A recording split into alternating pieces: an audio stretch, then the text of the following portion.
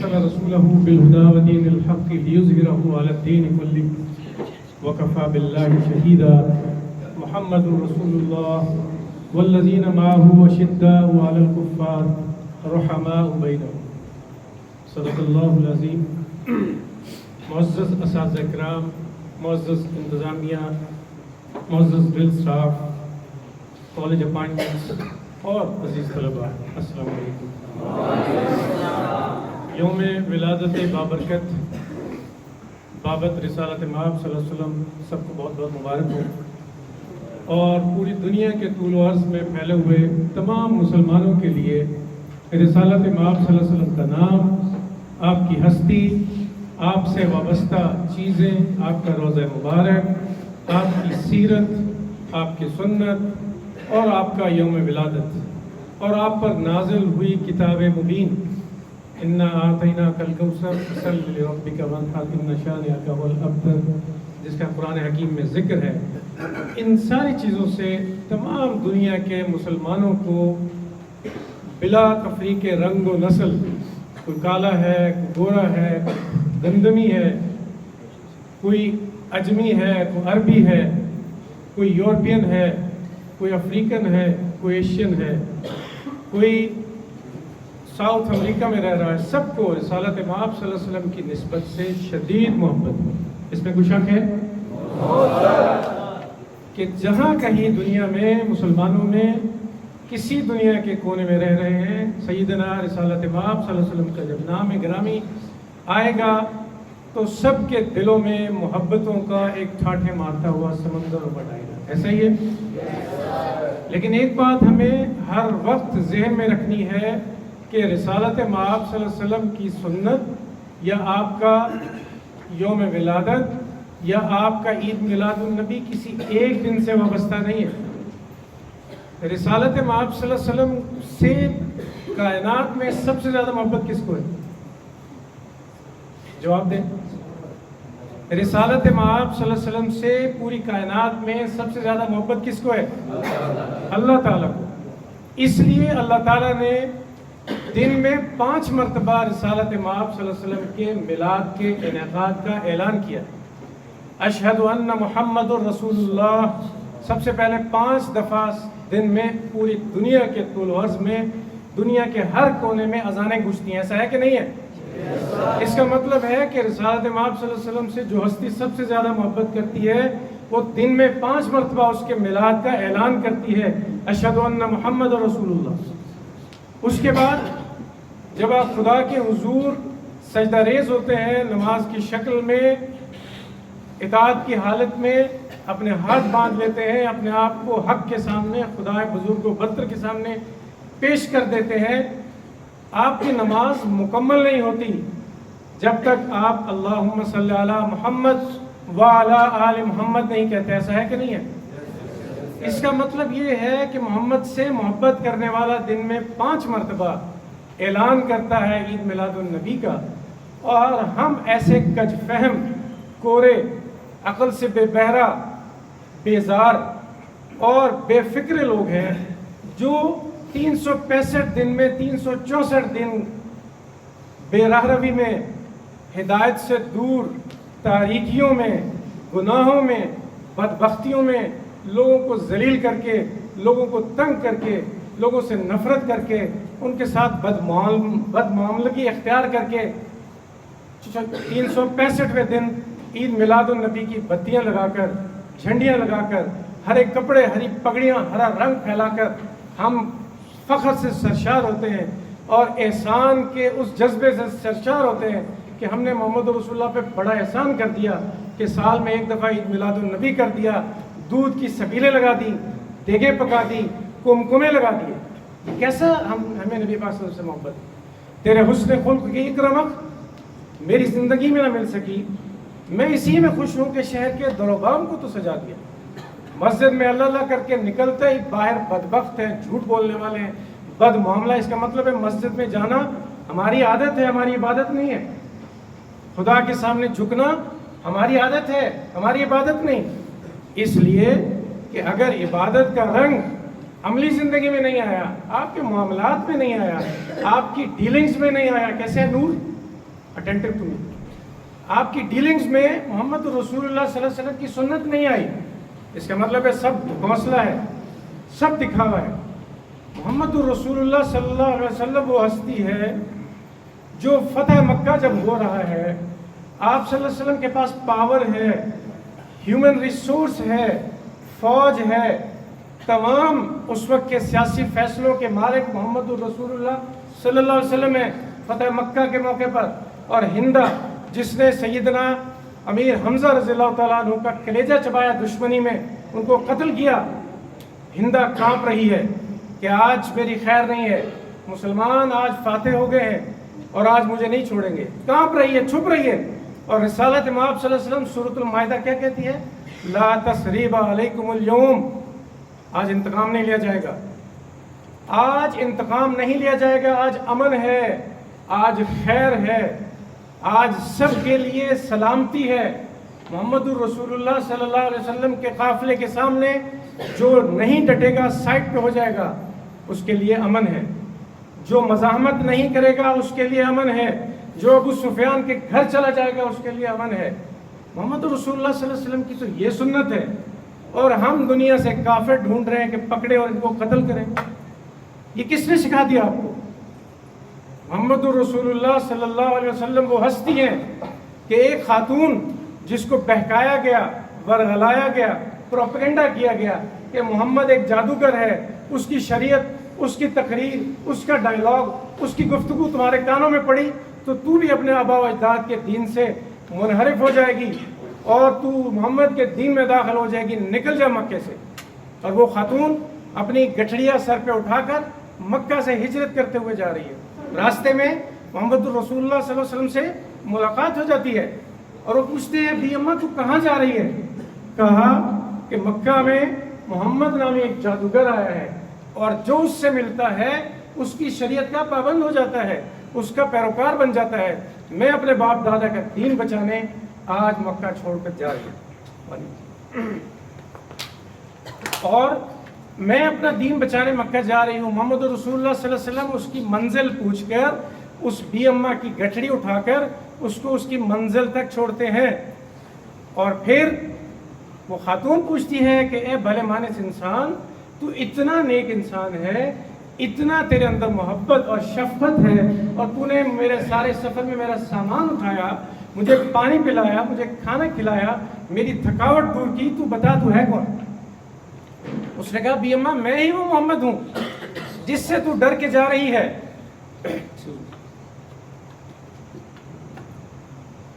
तो उसने कहा कि आप जादूगर नहीं हो सकते, आप खुदा के सच्चे नबी हैं और मैं आप पर ईमान लाती हूँ।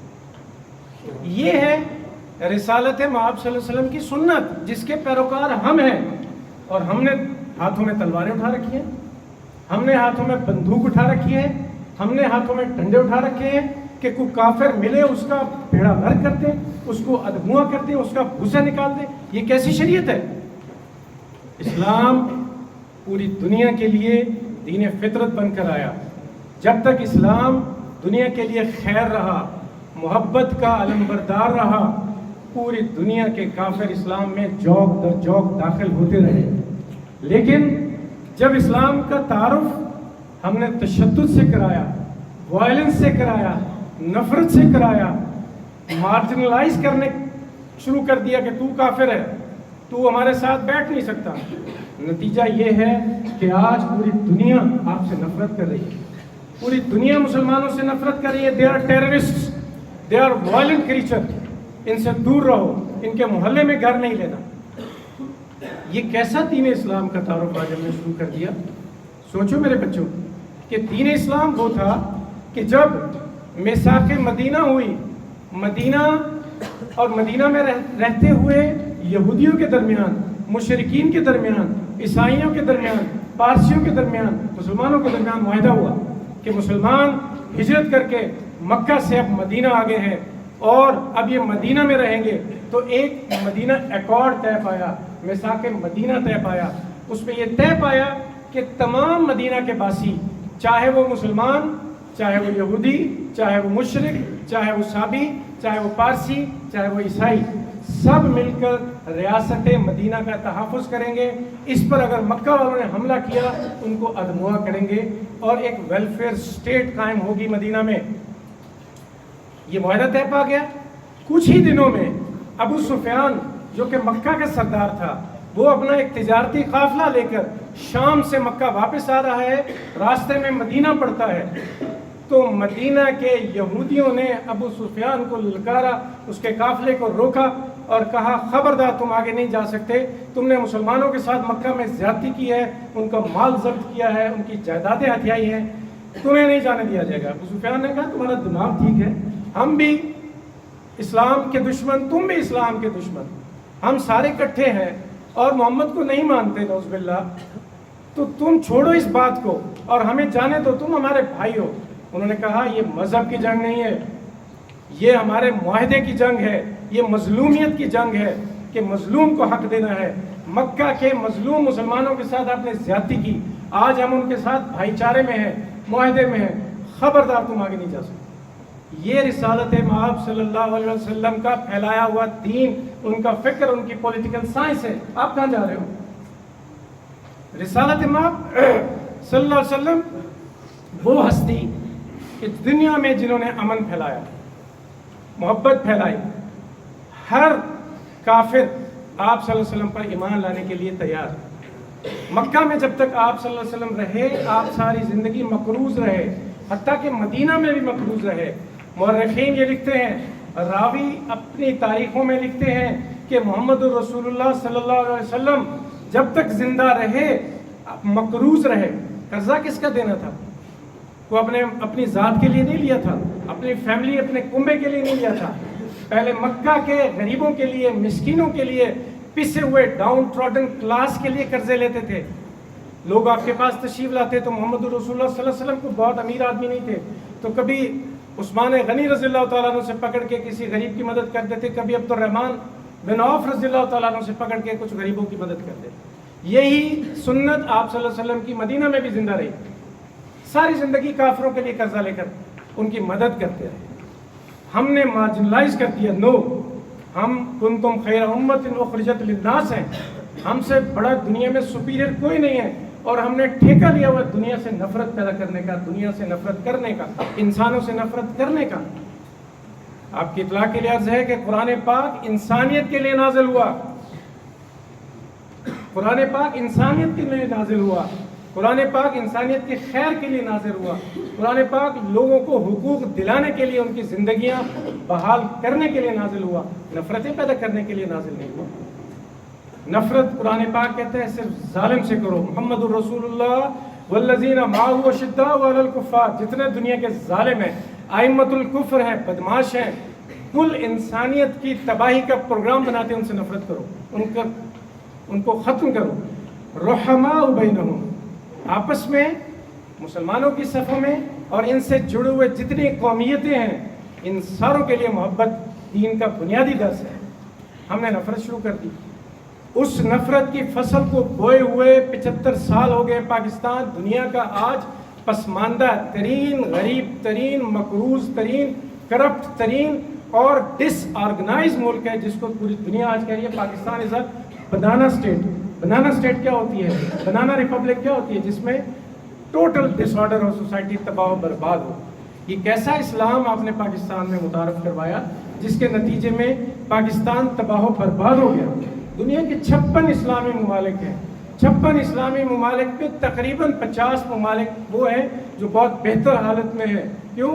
انہوں نے نفرت کا علم نہیں اٹھایا, جھنڈا نہیں اٹھایا دنیا میں, نتیجتاً کامیاب ملک.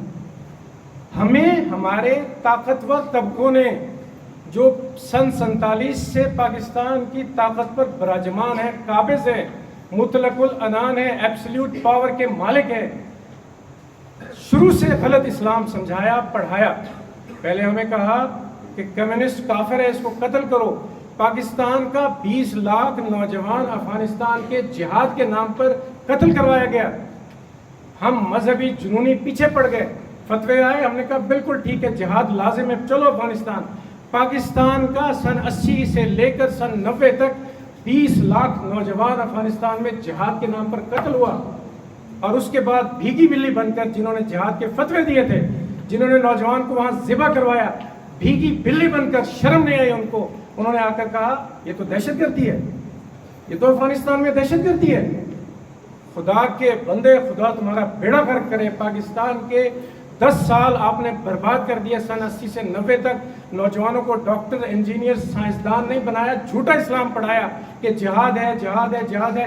20 لاکھ پاکستانی نوجوان ذبح ہوئے، نتیجہ کیا نکلا؟ نتیجہ یہ نکلا کہ افغانستان تباہ و برباد ہو گیا، صفحہ ہستی سے آپ نے مٹا دیا۔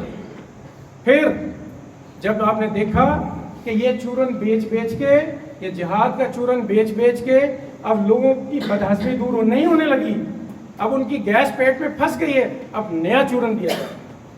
تو نیا چورن آپ کو دیا ختم نبوت کا، رسالت مآب صلی اللہ علیہ وسلم کی عزت، رسالت مآب صلی اللہ علیہ وسلم کا آخری نبی ہونا، رسالت مآب صلی اللہ علیہ وسلم کے بعد کوئی نبی نہیں آئے گا، قرآن اس کا شاہد ہے۔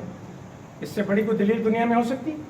قرآن نے واضح لکیر کھینچ دی ہے، اور لوح محفوظ پہ رسالت مآب صلی اللہ علیہ وسلم کا آخری نبی ہونا، آپ کی تقدیس قائم ہونا، آپ کی دنیا میں محبت قائم ہونا اور ویلیڈیٹی قائم ہو جانا کہ رسالت مآب صلی اللہ علیہ وسلم یہ آخری نبی ہے، اس میں کوئی ابہام نہیں ہے، اس میں کوئی شک نہیں ہے، اس میں کوئی دو رائے نہیں ہے۔ قرآن نے واضح کر دیا۔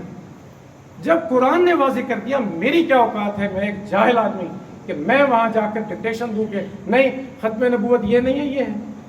میری کوئی اوقات ہے یا کسی کی کیا اوقات ہے؟ پھر اسلامی جمہوریہ پاکستان کے دستور نے، آئین نے یہ واضح کر دیا کہ جو بھی رسالت مآب صلی اللہ علیہ وسلم کے خلاف کوئی بات کرے گا وہ کافر ہے۔ جس طرح ہمارے ہاں مرزائیوں کے حوالے سے آئین میں، پاکستان کے آئین میں، اسلامی جمہوریہ پاکستان کے آئین میں واضح لکیر کھینچ دی گئی۔ لیکن ہمیں جنونی بنانے کے لیے کہ یہ بچے، یہ پاکستان کے بچے کل اس قوم کے معمار، یہ جو آج مقروض قوم ہے، IMF کے غلام قوم ہے، اس کو مذہب کا ایسا تڑکا لگا دیا جائے کہ یہ اس سے نکل ہی نہ پائے اور اپنی منزل سے بھٹکے رہیں۔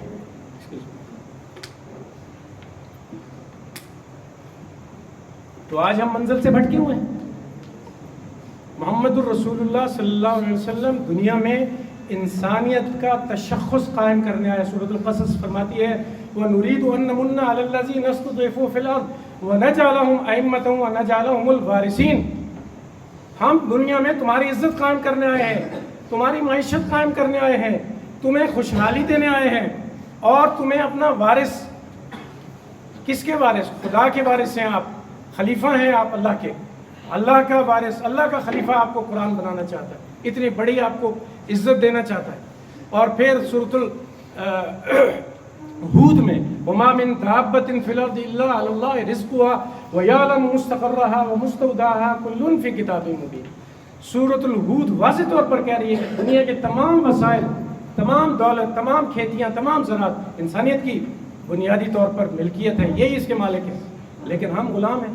محمد رسول اللہ کا نام لے رہے ہیں، آج ان کا یوم ولادت منا رہے ہیں، لیکن کسی سپیکر سے آواز نہیں آئے گی کہ اس غلامی سے بھی جان چھڑاؤ۔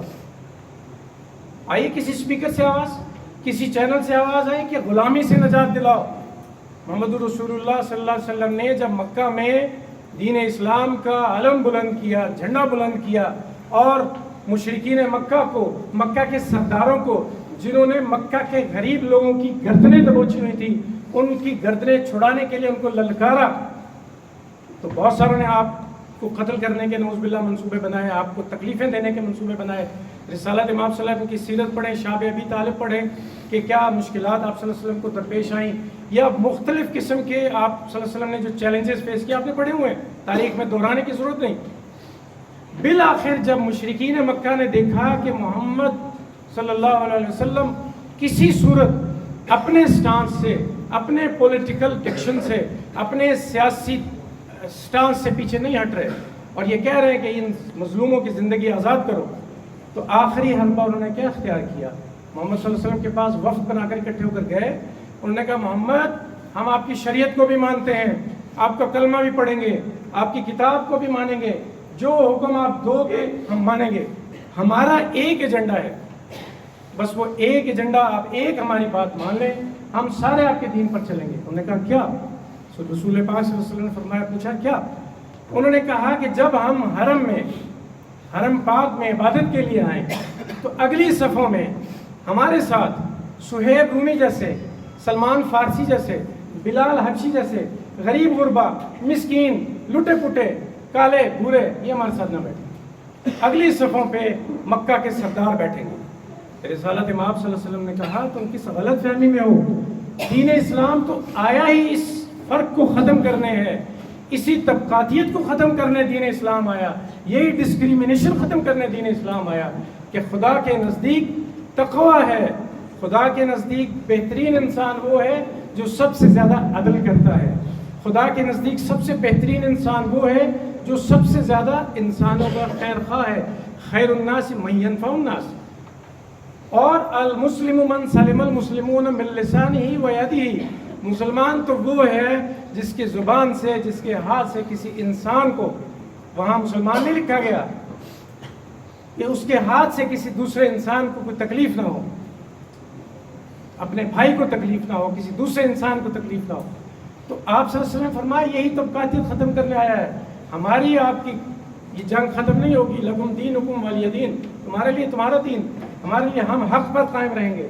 تو میرے بچوں، ربیع الاول بنیادی طور پر پہلی تو میں نے آپ سے گزارش کی کہ دن میں 5 مرتبہ میلاد ہے، اس کو سمجھو کہ اتنی بڑی ہستی، ان اللہ و ملائکتہ یصلون علی النبی یا ایھا الذین آمنوا صلوا علیہ وسلموا تسلیما، سورۃ الاحزاب کہہ رہی ہے کہ محمد الرسول اللہ صلی اللہ علیہ وسلم وہ عظیم ہستی ہے جس پر ہر وقت اللہ کی ذات اور اللہ کے فرشتے درود بھیجتے ہیں، تم بھی بھیجو۔ تو میرے بچوں، دن میں 5 مرتبہ درود اللہ تعالیٰ نے محمد الرسول اللہ صلی اللہ علیہ وسلم کو فرض قرار دے دیا۔ کیوں؟ کہ محمد الرسول اللہ کا پیغام اتنا بلند ہے، محمد الرسول اللہ کی شریعت اتنی بلند ہے، وہ شریعت کے لیے ضروری نہیں ہے کہ آپ سارے عالم دین بنیں، اس شریعت کے لیے ضروری نہیں ہے کہ خاص وضع قطع بنائیں، اس شریعت کی روح ہے کہ آپ کے ذریعے کسی انسان کو تکلیف نہ پہنچے، آپ کے دل میں کسی انسان کے لیے نفرت نہ ہو، آپ کے دل میں مال جمع کرنے کی محبت نہ ہو، جیسے محمد الرسول اللہ صلی اللہ علیہ وسلم کے دل میں نہیں۔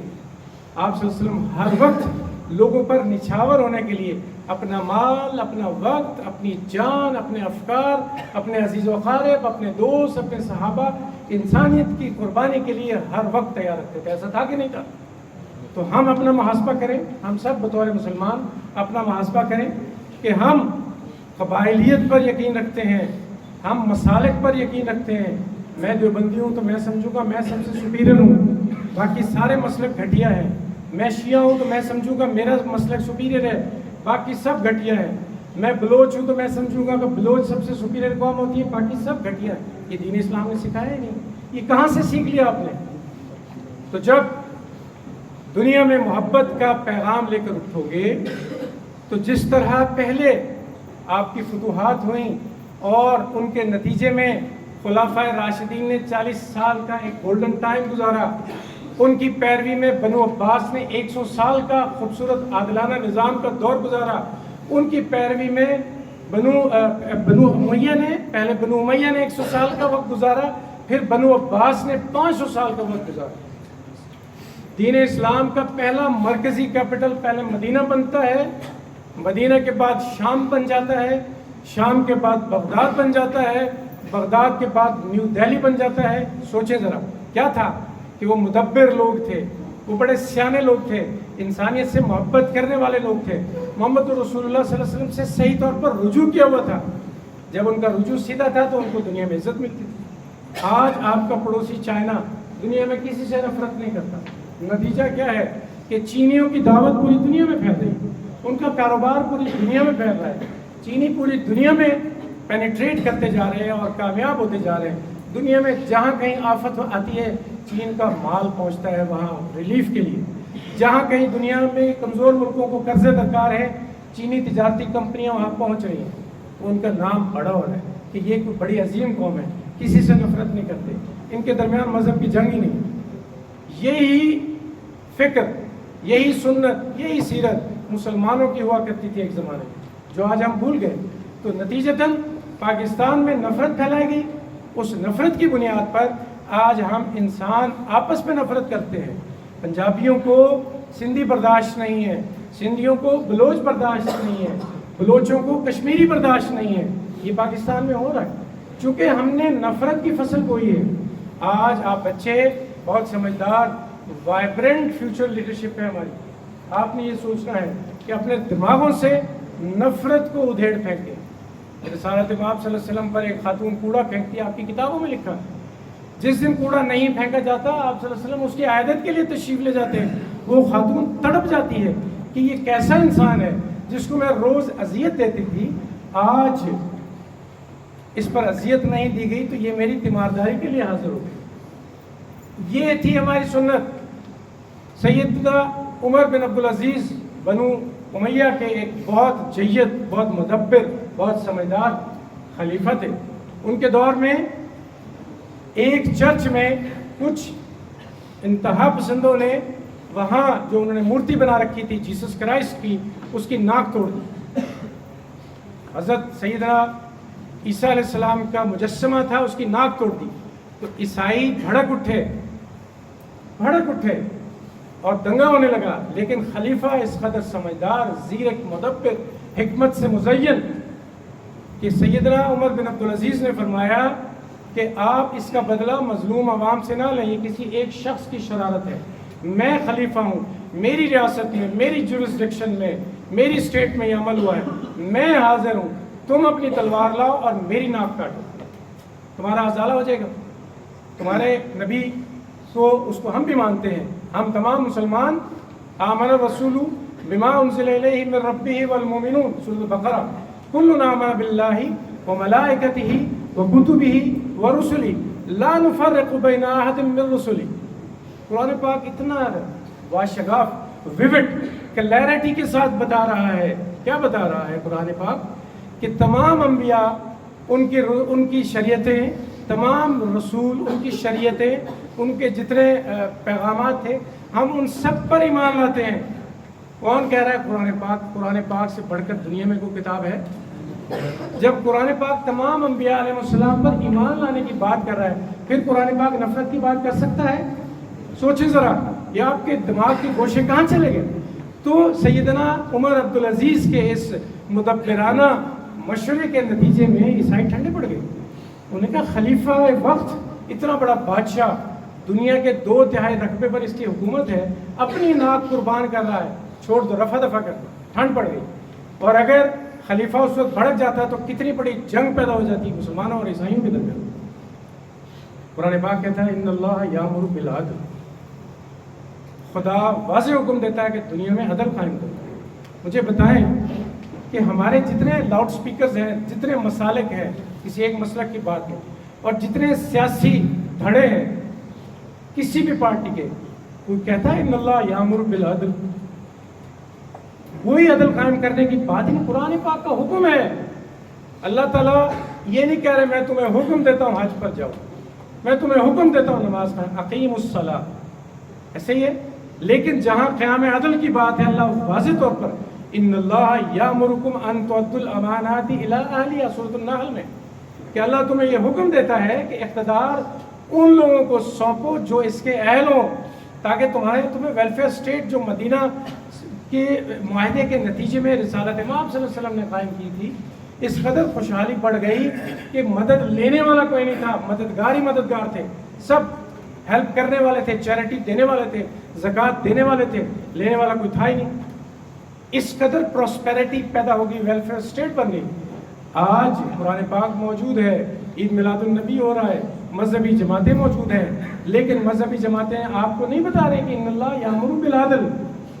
वो आपको उलझा रही हैं उन इश्यूज़ में जो आपकी सोसाइटी से मुताल्लिक नहीं है, जो आपकी ज़ात से मुताल्लिक नहीं है, जो आपके कैरियर से मुताल्लिक नहीं है, आपके आने वाले बच्चों के, उनके बच्चों के कैरियर से मुताल्लिक बात है। क़याम अदल, वेलफेयर स्टेट का क़याम। 75 सालों में पाकिस्तान इस कदर बनाना रिपब्लिक बन गई है कि मस्जिदें महफूज नहीं हैं। नमाज़ें पढ़ते हैं आप सब, मस्जिद के बाहर गार्ड्स खड़े होते हैं, तो आगे हमला ना कर दे, उसको बचाना है, महफूज करना है। ये कैसा दीन इस्लाम है? सोचे ज़रा। दुनिया में बिलीव में 56 इस्लामी ममालिक हैं मेरे बच्चों।